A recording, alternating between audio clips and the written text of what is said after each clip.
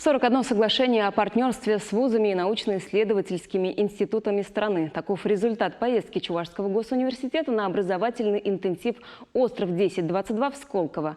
Там студенты вместе с преподавателями изучали, как с помощью современных технологий улучшить процесс образования. Всего на интенсив приехали 100 команд из 72 регионов страны.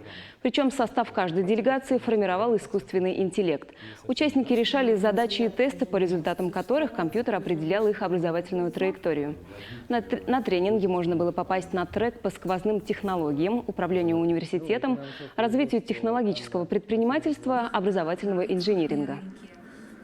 Искусственный интеллект выдавал рейтинг и популярность тех или иных программ и тех или иных лекторов, давал им оценку.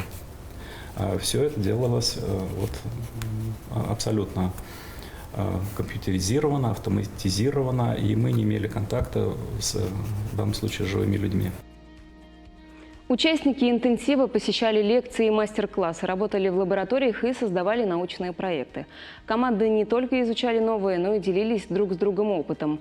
Послушав коллег, делегация ЧГУ решила, что в ВУЗе необходимо внедрить больше цифровых технологий и открыть дополнительные лаборатории для проведения практических занятий. В свою очередь, опыт нашего университета в организации работы с предприятиями-партнерами заинтересовал учебные заведения из других регионов страны. И коллег очень сильно наш опыт на самом деле удивил. У нас уже есть сформированная экосистема, она довольно-таки широкая. Мы плотно работаем и с школами, и с доп. Образованием, и с предприятием. И очень здорово, что нас всех связывает общая такая идеология. И как оказалось, это уникальный опыт, потому что даже у ведущих вузов, России такой экосистемы нет. И они как раз-таки приехали на остров с целью того, чтобы получить инструменты, как ее формировать.